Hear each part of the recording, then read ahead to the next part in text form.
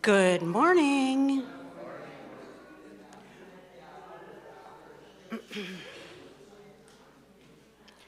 Welcome to the Unitarian Universalist Church, which includes our congregations in Birmingham, Tuscaloosa, and those online. Whoever you are, whomever you love, wherever you are today, and wherever you are on your spiritual journey, you are welcome here. For those of you here today, welcome home. The prelude prepares us for worship.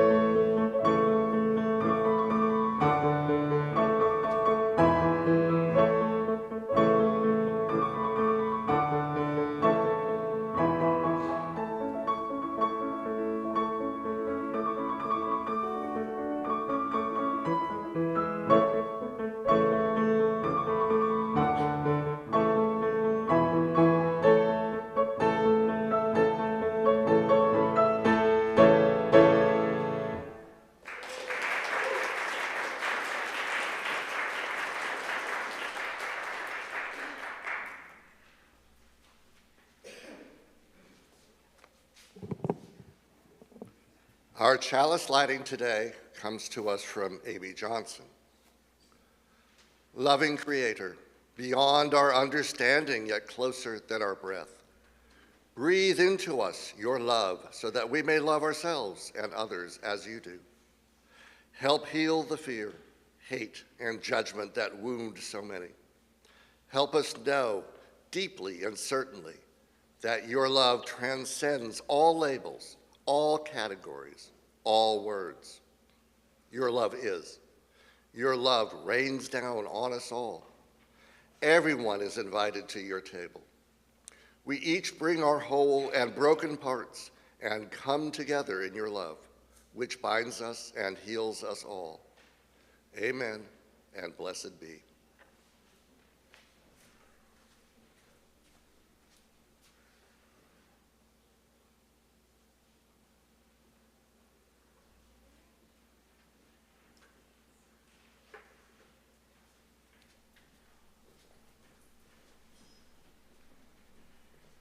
In the spirit of inclusivity and welcome, please take this time to greet those around you, especially those you may not know.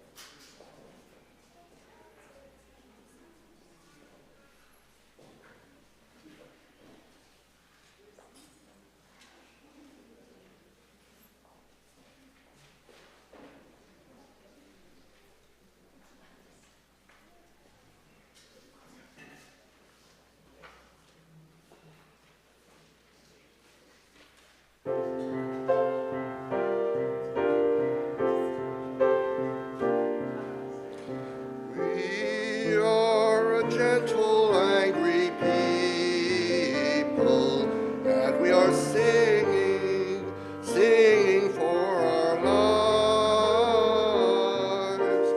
We are a gentle, angry people, and we are singing, singing for our lives. We are a justice-seeking people, and we are singing, singing for our lives. We are a justice-seeking people, and we are singing, singing for our lives. We are young and old together, and we are singing, singing for our lives. We are young and old together, and we are singing, singing for our lives. We are a land of many colors, and we are singing, singing for our lives. We are a land of many colors, and we are singing, singing for our lives. We are gay and straight together, and we are singing, singing for our lives. We are gay and straight together,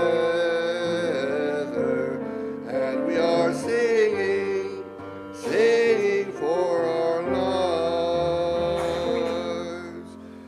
We are a gentle, loving people, and we are singing, singing for our lives.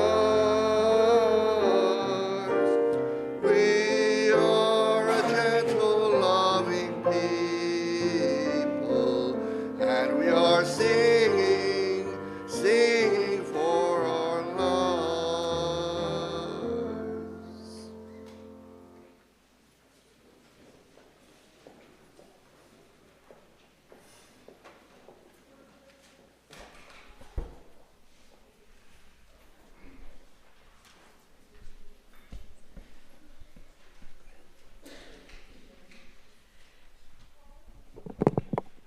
Good morning. I'm Helen Rivas from the Justice Committee.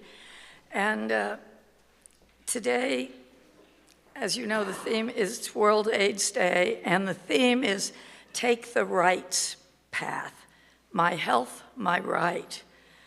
And in 1946, the World Health Organization stated that the enjoyment of the highest attainable standard of health is one of the fundamental rights of every human being without distinction of race, religion, political belief, economic, or social condition.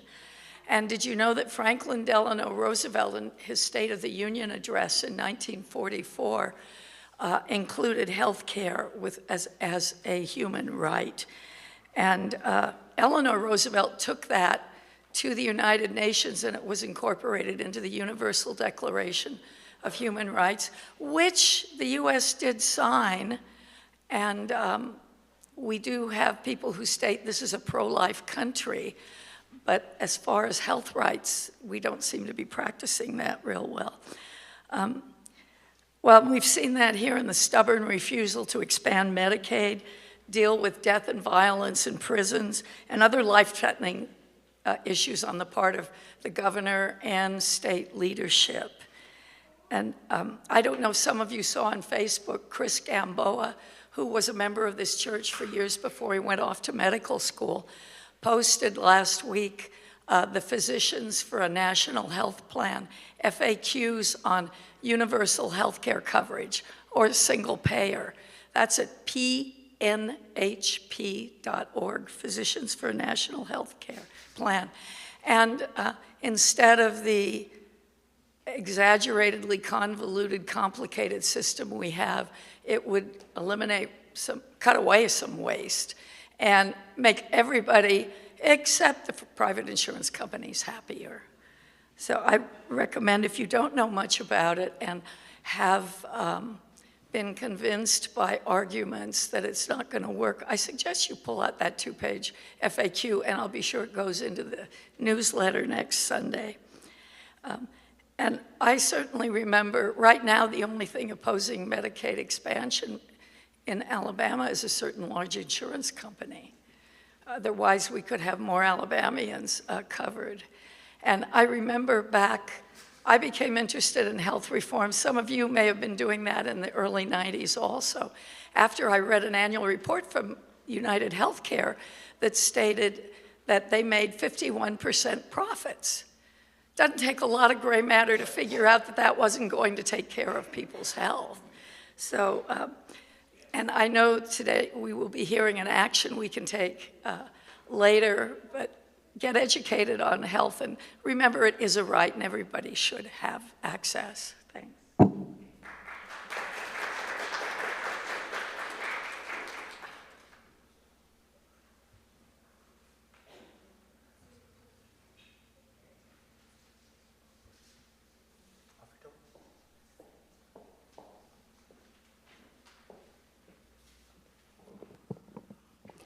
Good morning. I'm Mary Ann Plant. I'm a member of the Board of Trustees. Our church is supported by those who call our church home and by those who support the efforts of our church to engage to change our world for the better. If this is your first time with us, please just pass the plate. We're just glad that you're here. We share our cash plate every Sunday with organizations whose work reflects UU values to care for marginalized persons, advocate for real and systemic change, defend our environment, and promote justice and equity for all.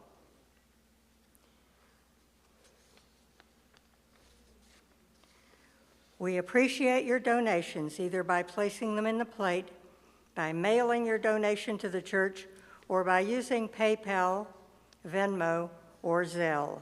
More information is found in the order of service in the lower right corner.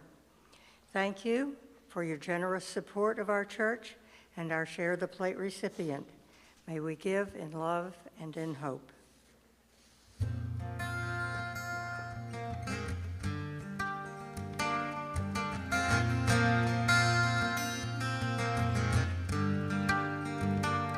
If you save yourself for marriage, you're a bore.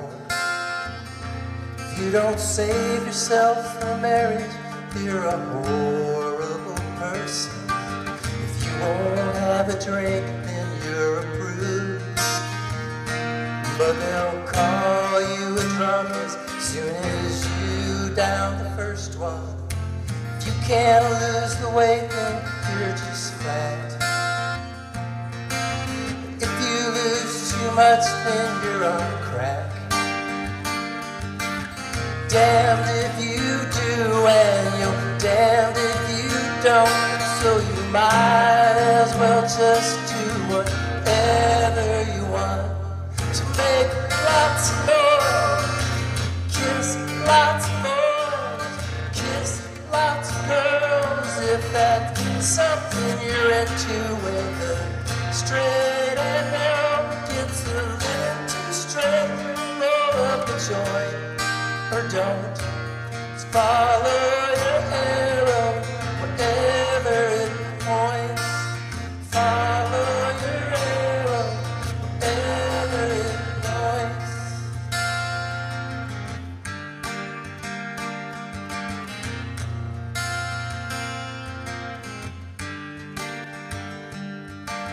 If you don't go to church, you'll go to hell.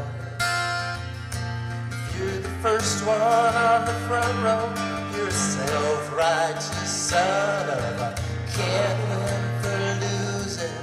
You just disappoint 'em.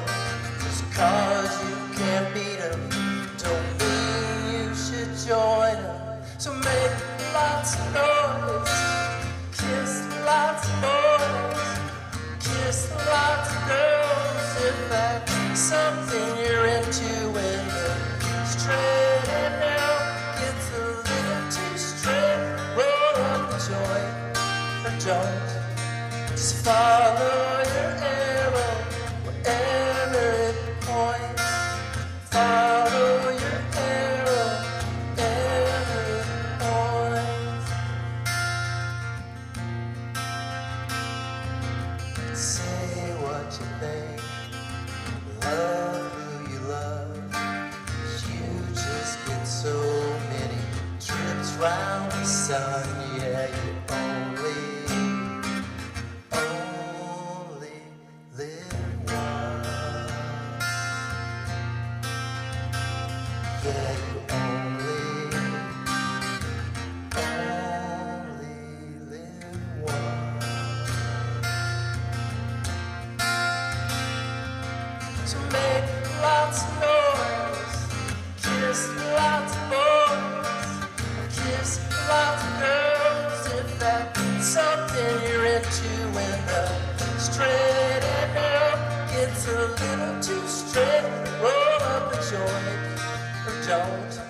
Just follow your arrow wherever it points. Follow your arrow wherever it points.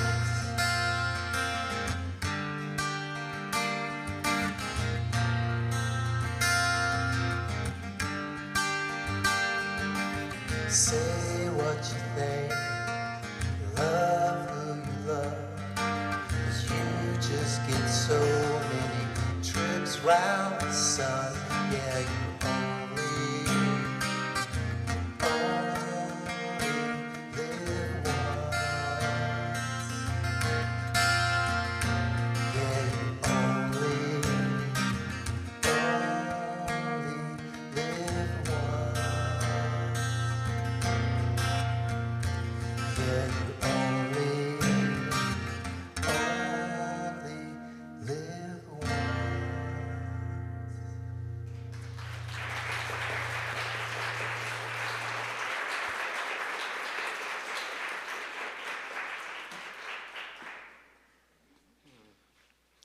Now is that time in our community when we share what we carry with us on this day, joy or sorrow.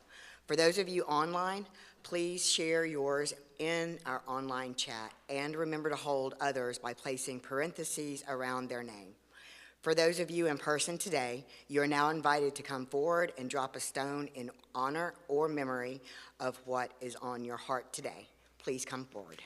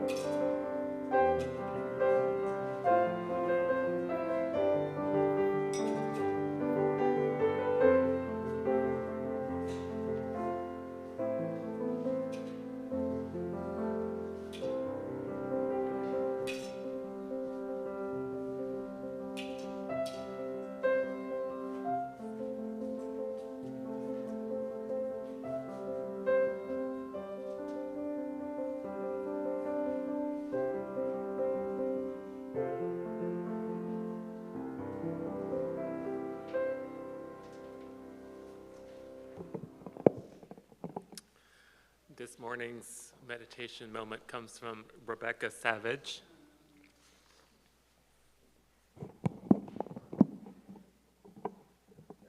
Okay. Can you hear me now? Okay, can you hear me now? Yes, we got it. Okay. Spirit of life, both within and around us, be present to our collective yearning for renewal in this moment. Life has become super lifey these days, with the demands and pressures of jobs and roles, the tugs of the heart of people in places we miss and long for, the ways that when so much is asked of us, we crumble just a little bit more each day under the weight of it all. With soul-crushing, devastating news and updates from around the world and in our own communities, the loved ones in our lives hurting and struggling, the ways that we are hurting and struggling.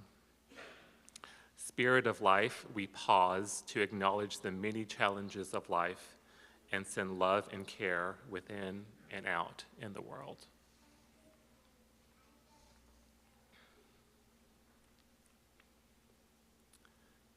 We pause to honor and hold space for the struggles we experience in our bodies and in our spirits, and send love and care to those tender places.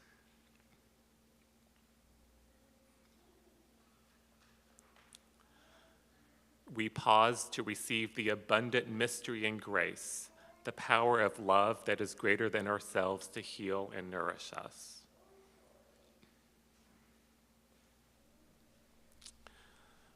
We call upon all the transcendent gifts of renewal to be bestowed upon us, for an energizing renewal to fill us in all the ways that serve our lagging spirits when our own resilience wanes.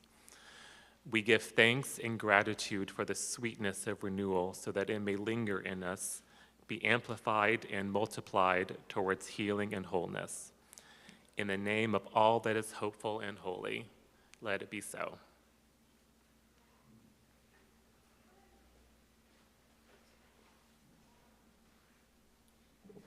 Let us take a moment of silence.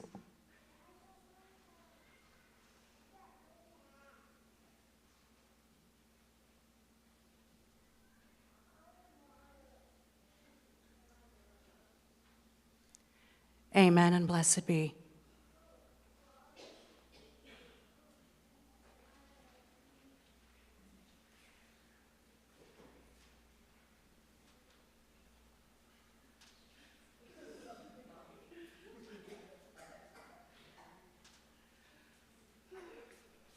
Dramatic pause. I apologize. I printed incorrectly, and so I'm going to fill a little time while Amethyst brings me what I meant to print correctly. While you all look at me for a minute, I apologize. So, thank you, Amethyst, for saving the day. I was going to have to read off my laptop. That was going to be awkward. So I'd love to invite the children and youth forward for a little story time. Hello, friends. Hello, friends. If any of you older kids need to come up too, you're welcome to. I don't have any pictures to share today, though. So, did anybody notice anything about the weather this morning? Does it feel, what do you think? Got a little cold? What do you think, NJ?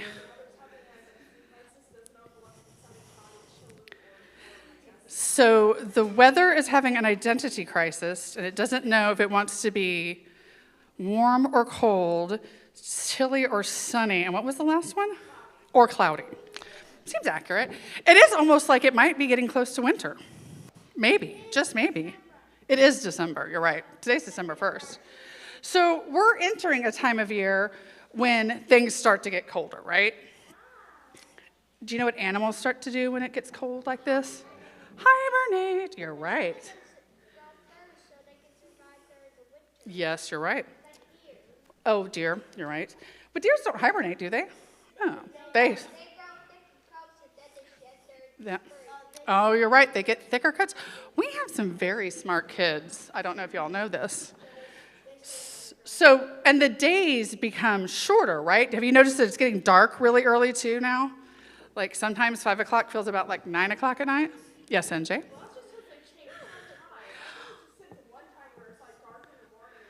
Well, sort of daylight savings affects it, but the days are getting shorter, light times. Yes, Brady. And it does get cold. It did get very cold. It got below freezing. So, but this morning also marks the beginning of something else. Does anyone know what else is starting right now? Jasper? Sunday afternoon. Well, that'll start in a few hours. Well, there's this thing called Advent. Has anyone ever heard of Advent? So we've lit Advent candles here at church for a while, but today our Advent candles aren't with us. Yeah. So we don't have our candles with us today, but they will be here next week. So I'm just going to talk a little bit about Advent instead. How's that? Fantastic.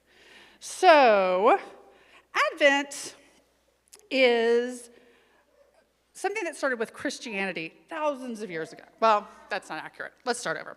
So Advent is the beginning of the church year, recognizing the transforming power of God in the world and looking forward to the birth of Jesus and the celebration of spiritual light in the Christian church. But Christianity isn't alone in celebrating the light this time of year. We also have holidays like Hanukkah and solstice and Kwanzaa that all involve candles and fire and lights as a part of their celebration. So here, each week until Christmas, we light a new candle in our Advent wreath, which again is not here this week. And it's a circle of evergreens along, and we light the preceding candles as well. The flame of each new candle reminds us that something is happening now. And by something, then that something is still to come. The light of the Advent candles grow brighter and brighter, guiding us towards personal peace, shared joy, and more love. So this morning, we would light the first candle, and it's a symbol of hope and expectation. But we don't have the candles. So we're going to use our imagination. So I need everyone to close their eyes for a moment. Are we all closing our eyes? And imagine a warm, bright light that we light our Advent calendar with, our Advent candle with, our Advent wreath. And that brightness is going to last for the next 4 weeks as we grow closer to solstice, when the days start to get longer again. That's okay.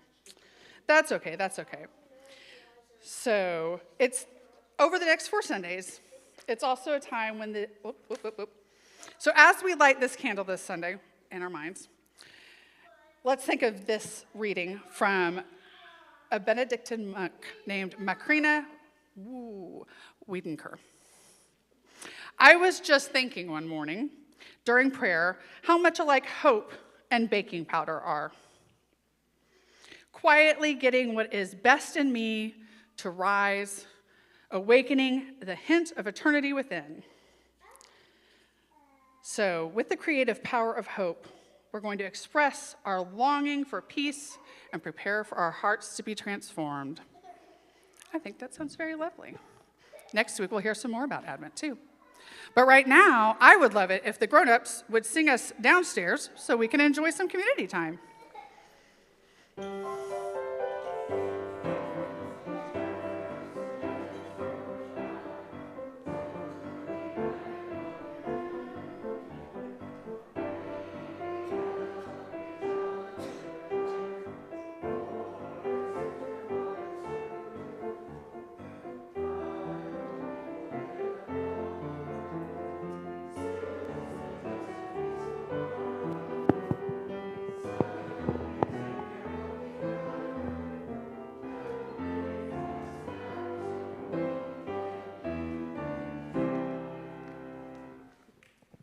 Love it, love it. We have a few presenters this morning.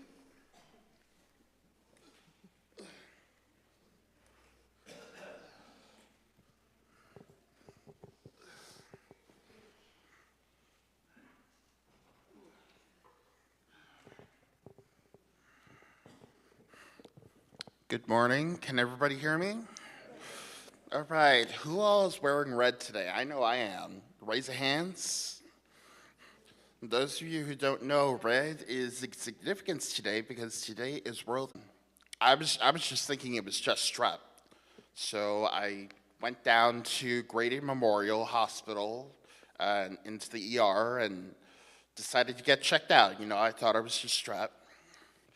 Well, they diagnosed me with strep, which is it's a type of yeast infection.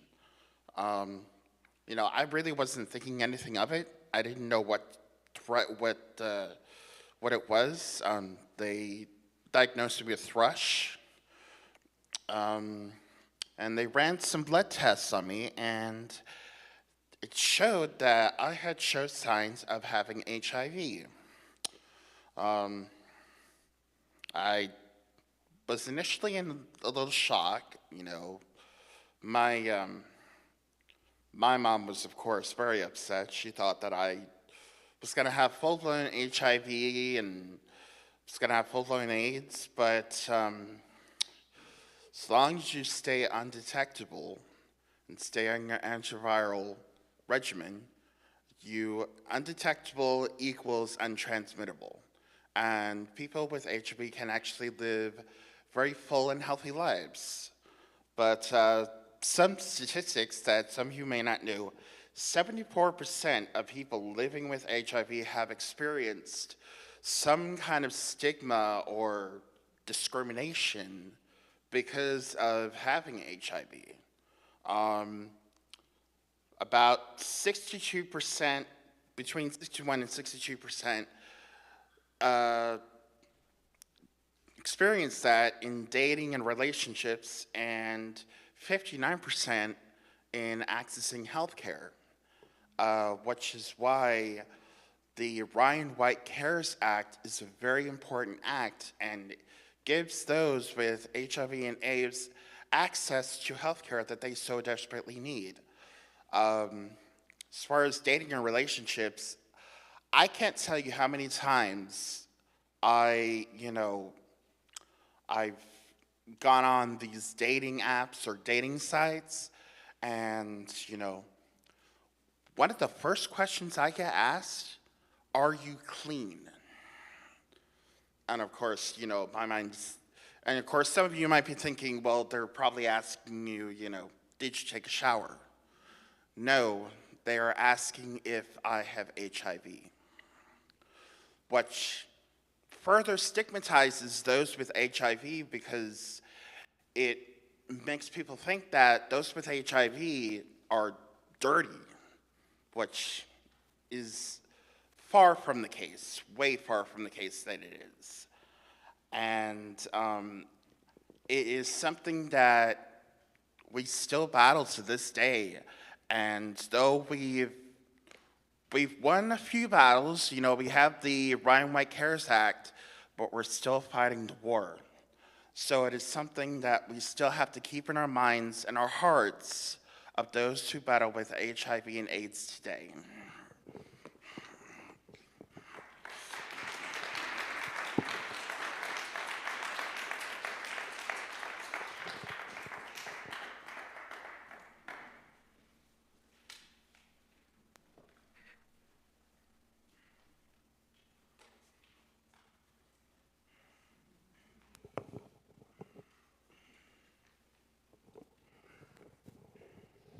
My name is Gil.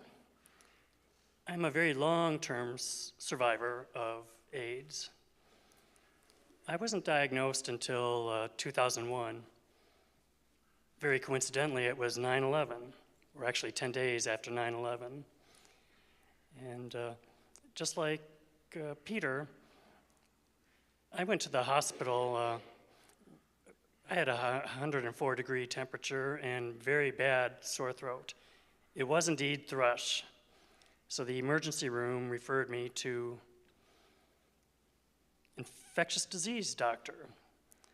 And that got approval from my primary care physician as well. And I likely had HIV positive status for years before that. I'm guessing early 1990s. And it had progressed to AIDS. So I had to beat a great deal of guilt and shame for not getting tested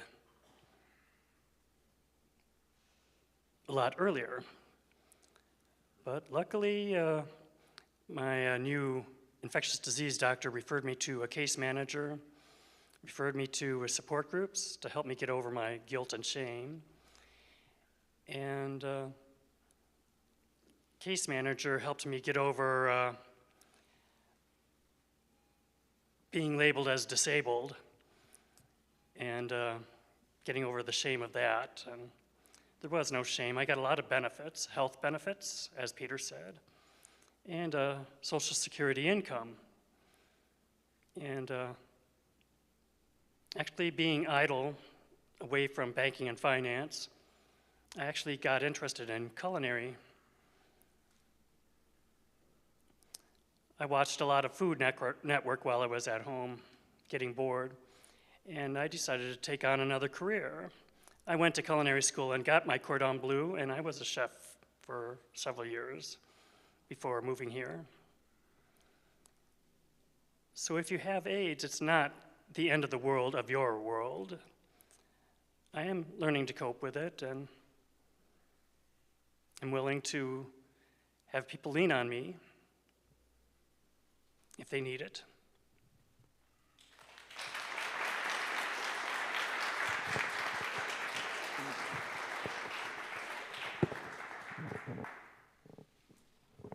I am Julie Nicholson Morgan, and Lucy Aldithley asked me to read their testimony on their behalf as they could not be here with us today. As a gay, non-binary individual, Lucy has been on Truvada for PrEP for 15 years now. While they are HIV negative, they remember the journey it took to get where they are today. It took them about 2 or 3 years to gather the courage to ask their family doctor about PrEP. At that time, he had never heard of it, despite his initial reaction saying, "While I may not agree with your lifestyle, I am your doctor and it's my job to keep you safe." He supported Lucy in their decision to start PrEP. This experience highlights the ongoing stigma surrounding HIV and the LGBTQ+ community. Even today, HIV stigma is alive and well in this country, and it needs to stop. The U equals U campaign, which stands for Undetectable equals Untransmittable, has been a game changer in how we understand and approach HIV. It emphasizes that people living with HIV who maintain an undetectable viral load cannot sexually transmit the virus to others. World AIDS Day is a reminder of the progress we've made and the work that still needs to be done. It's a day to honor those we've lost and to stand in solidarity with those living with HIV. We must continue to educate, advocate, and fight against the stigma that still exists. As Elizabeth Taylor once said, we must always remember that the virus is the enemy, not the people who have the virus.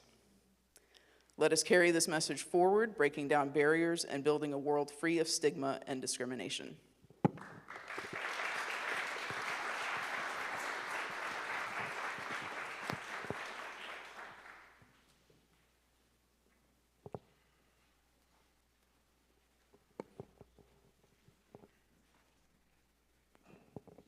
Thank you. Hi, good morning. I'm Gina Malisham, and I'm the Development Director at AIDS Alabama, your state's largest AIDS service organization and oldest.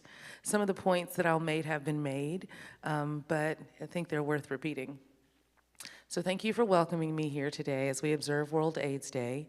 This is a time for reflection and for honoring those who have been affected by HIV, and for rededicating ourselves to this ongoing fight to end the epidemic.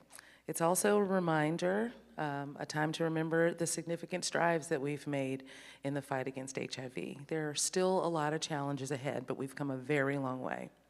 So today I want to talk to you about the state of HIV in the Deep South, where we face a unique set of struggles here that affect our communities in profound ways. It's important to recognize that in many parts of this country, especially the South, HIV is not just a medical issue. It's a social justice issue. The deep-rooted stigma, systematic inequities, and barriers to care that persist in this region specifically continue to shape the experiences of those living with HIV and those who are at risk of it. The South accounts for a disproportionate share of new HIV diagnoses in the United States. Raise your hand if that's new information. Thank you. So yeah, the South only represents 38% of the U.S. population, but we account for more than half of all the new HIV cases. And in our region, the rate of HIV transmission is higher than in other parts of the country, particularly among Black and brown communities and the LGBTQ population. Why is this the case? There are a lot of factors at play, but I want to discuss and focus on just a few of the key issues. The stigma surrounding HIV is one of the most pervasive challenges that we have here in the South.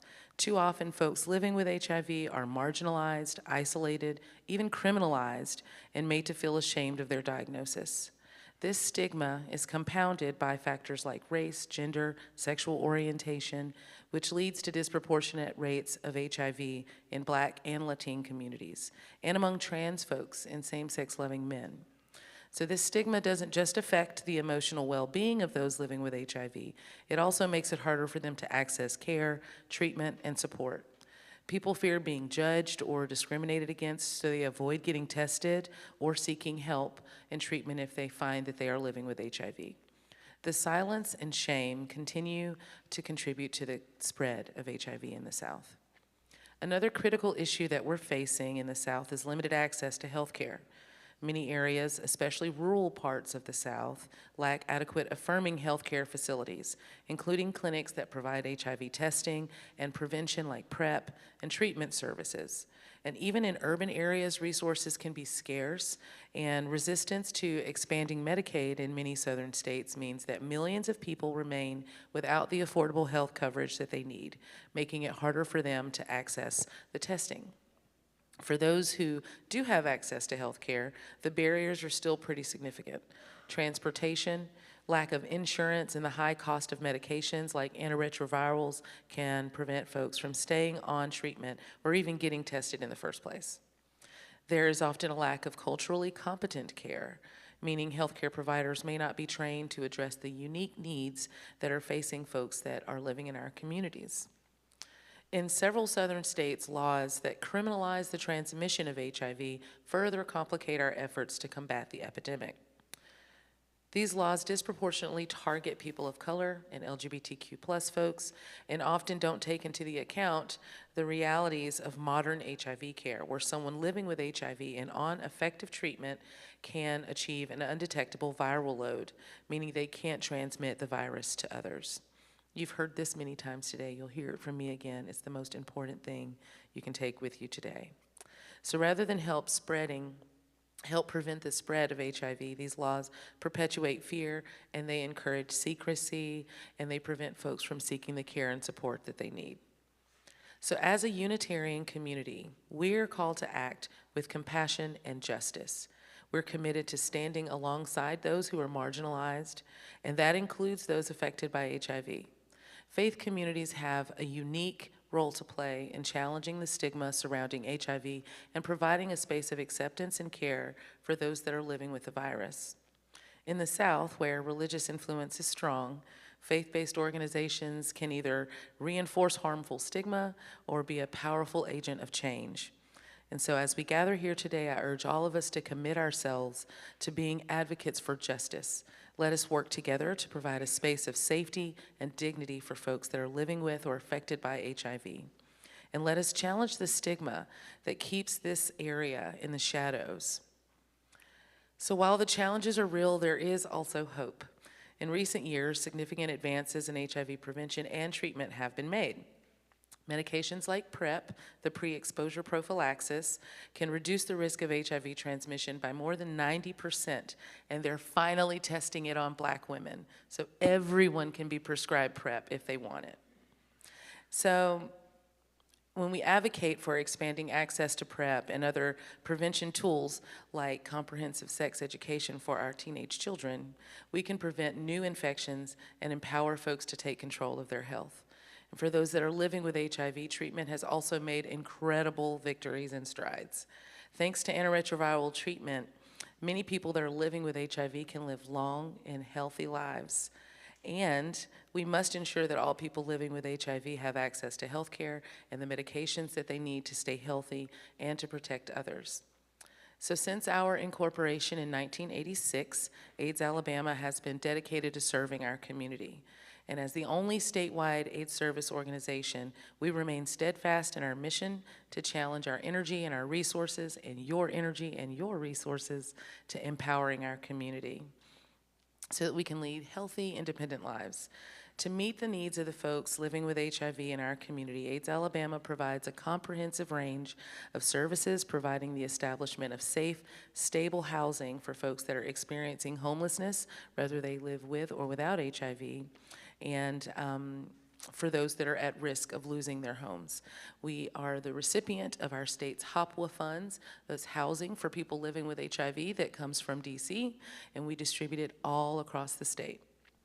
So for many of our predominantly low-income consumers, addressing their HIV diagnosis often takes a backseat to other urgent need for shelter, for instance. So think of women who have children. Often her needs are going to come second to making sure that she can find housing and meet the needs of her children. And we offer a range of housing programs tailored to meet the needs of our consumers and our community. Our offerings include emergency supportive housing, homeless and rapid rehousing, as well as permanent housing options, both with and without the enriched wraparound care services. We also house the only youth emergency shelter in the state with an LGBTQ focus. And our case managers, of course, adopt a holistic approach, carefully assessing the needs of each person and developing tailored plans to address everyone's needs.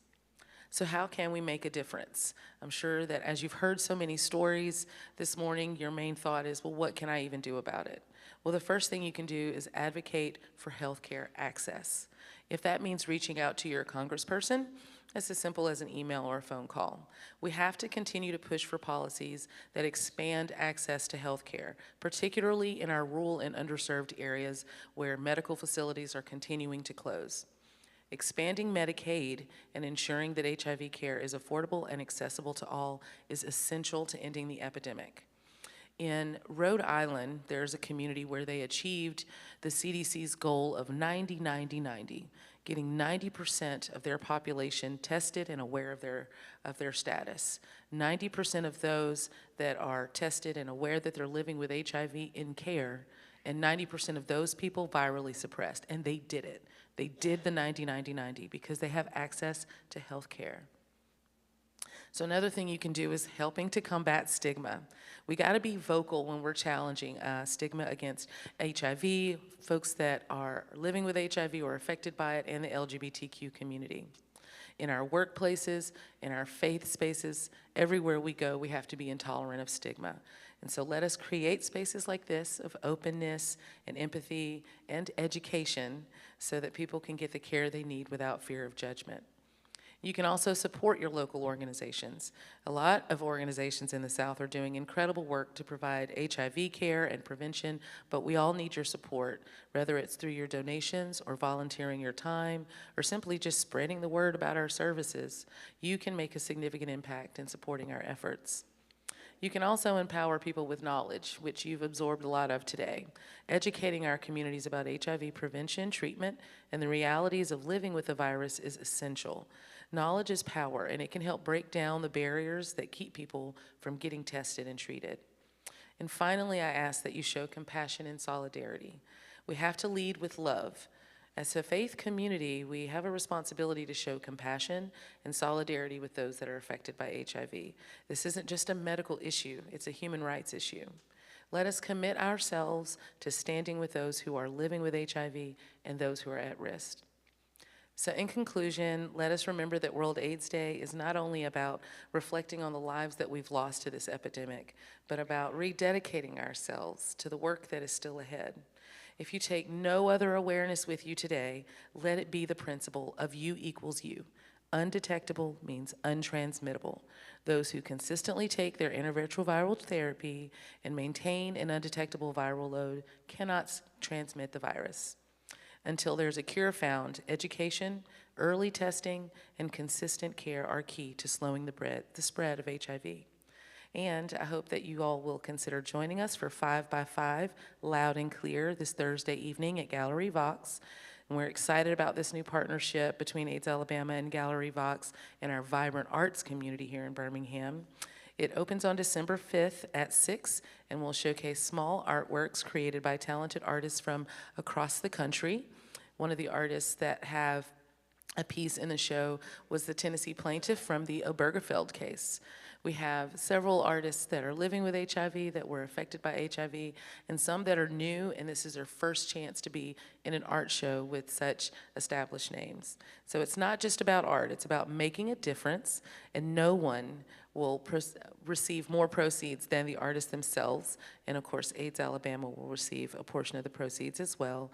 By purchasing a piece, you're not just acquiring a masterpiece, but you're supporting a movement for change. And every purchase is a step towards raising the awareness and the money that we need to meet the emergencies that we find here in the South. In the South, where challenges are great, we have an ever greater opportunity to be a light of hope and justice and compassion. I hope that together we can create a future where all people, regardless of their health status, live with dignity and respect. And I have one last favor to ask you. These red ribbons will be on the center table outside when you leave. If you would please, if you feel comfortable, grab one and write a message of hope, a message that crushes stigma or that advocates for populations affected by HIV. Hold it in front of a camera, take a picture, and post it on social media, #WorldAIDSDay. Thank you.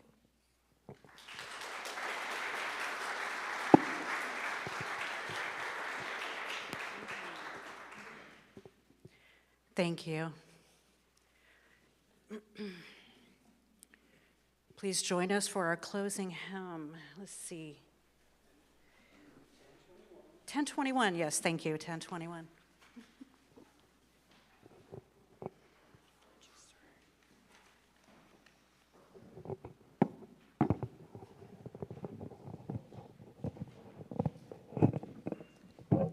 Yes, the closing hymn is number 1021 in this teal hymnal, soft cover, or blue. Lean on Me.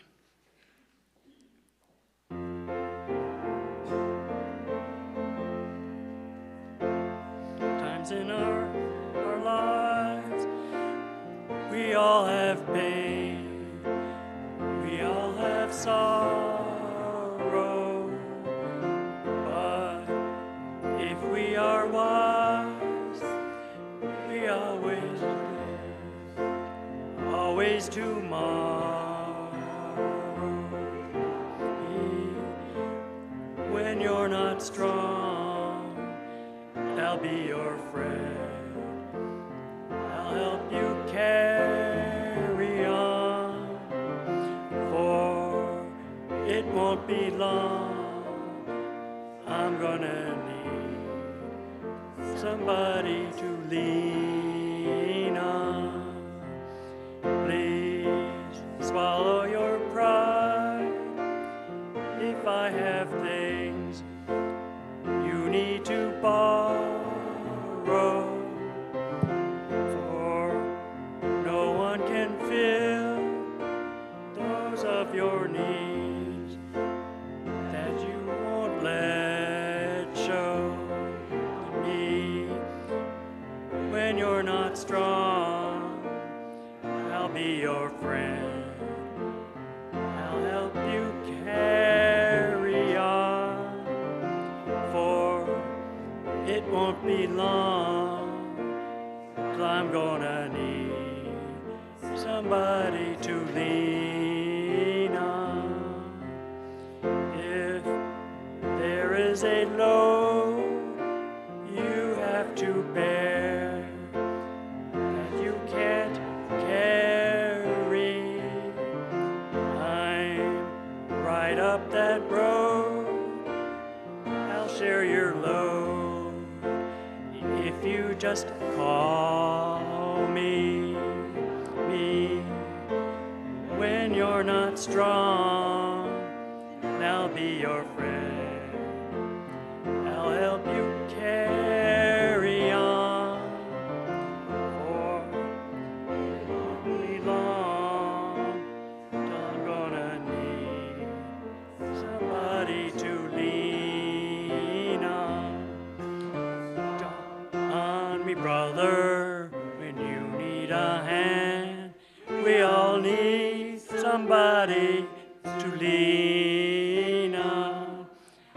just might have a problem that you understand.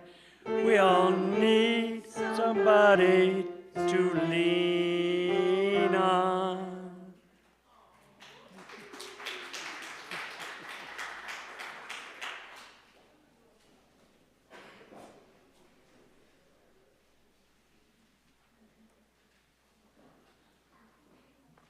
If there are any special announcements, please come up at this time. Please check your order of service for all of the upcoming opportunities to connect and make sure to check them off on your connection card. I tell you every time I'm up here, they're dated. We can't reuse them. If you didn't put them in the offering plate, you can always turn them in with our wonderful ushers at the back. The Environmental Justice Task Force is not meeting today, correct, Phil?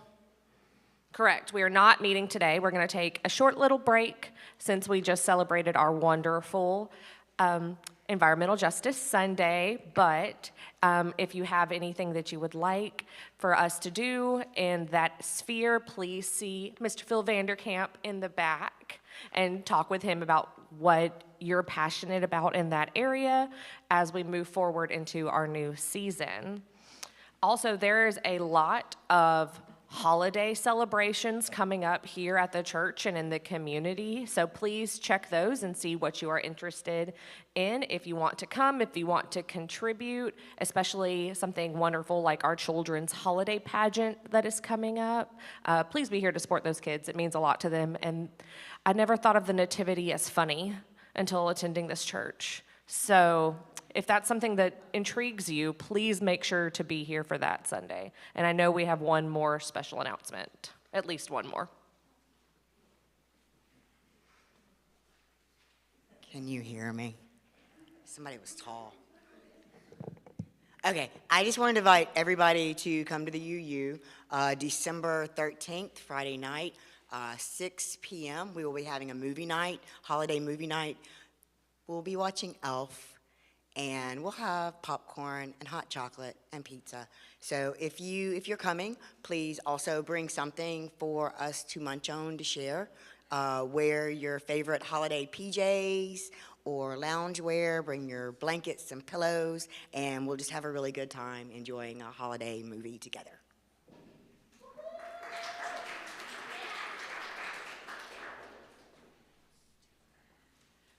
Okay, just real quick, the Reproductive Justice Task Force is holding an informational session today in the library after service. They'll be discussing safe, self-managed abortion, again in the library, 11:30 today. Thanks. Hey y'all. I've got leftover flats of pansies outside for sale, $10 a piece, which is a steal for a flat of nice pansies. And it's still a good time to plant pansies with our warmer winters. And proceeds go to the church.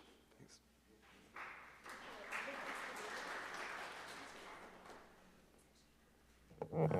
I'm really excited to have this space to exhibit some of my work. And we're going to have an opening reception on Sunday, December 15th from 2 to 4. I hope you'll all come. The exhibit is dedicated to Gerda Carmichael, who was my inspiration and support as I was starting to experiment as an artist. And so I hope you'll all join me and honor her. Thank you.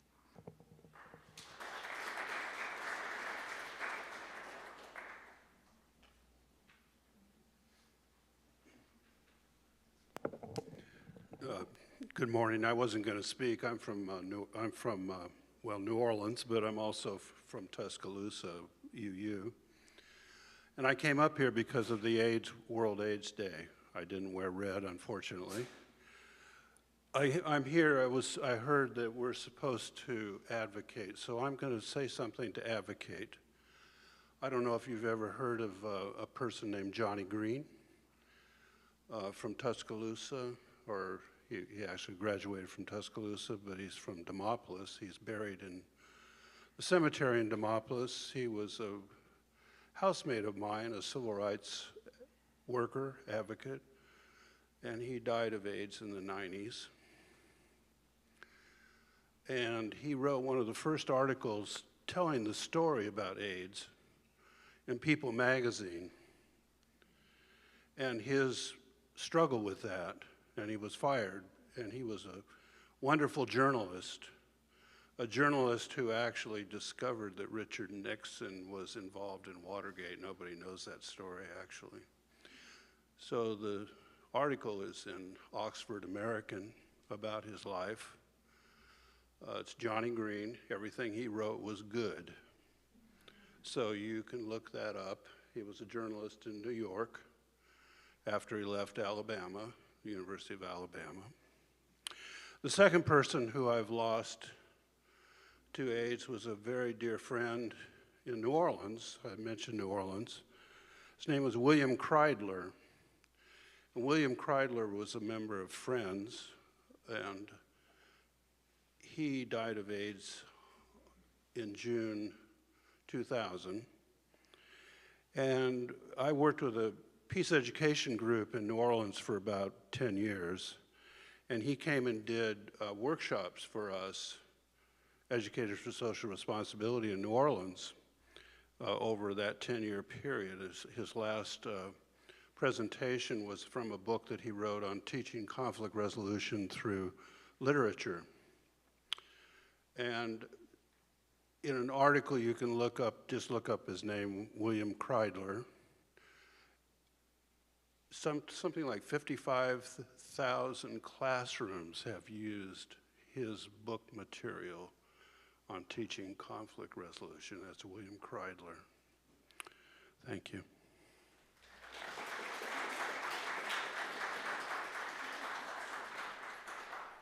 I'm silly and forgot to mention, but I'm short. Immediately after today's service, we're having a Paint the Town Red event. So folks can come to AIDS Alabama, get window clings, ribbons, yard signs, and all those things, and then go to an assigned area in town to help us paint the town red. If you're interested, it's from 11 to 2 at AIDS Alabama.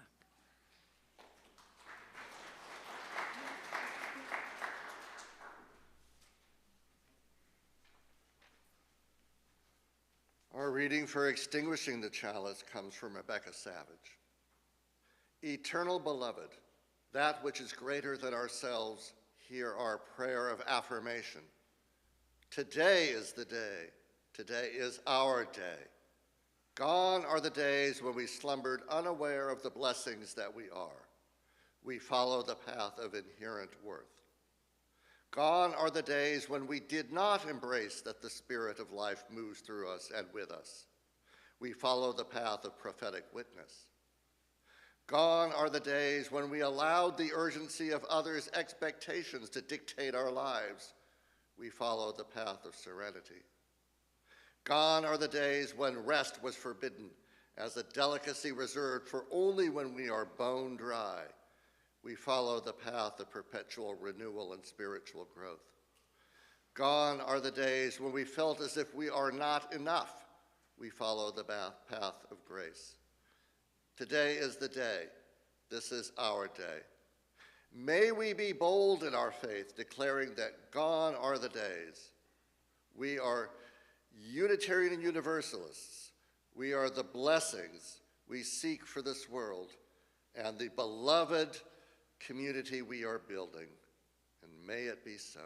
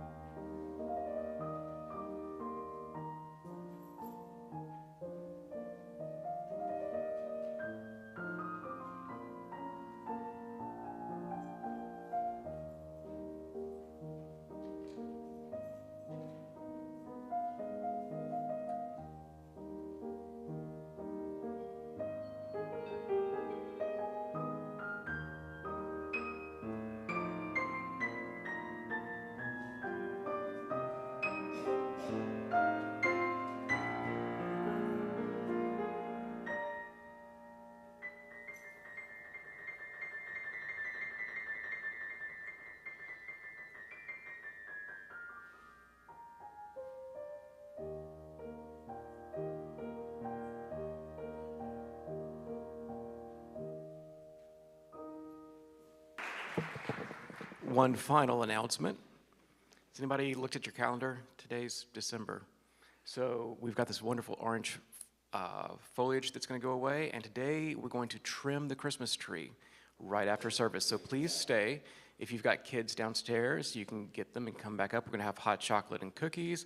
We're going to assemble the tree right over here and decorate it. Please join us right after service. As we depart, let us go forth in love into our community and always be a kind person to lean on.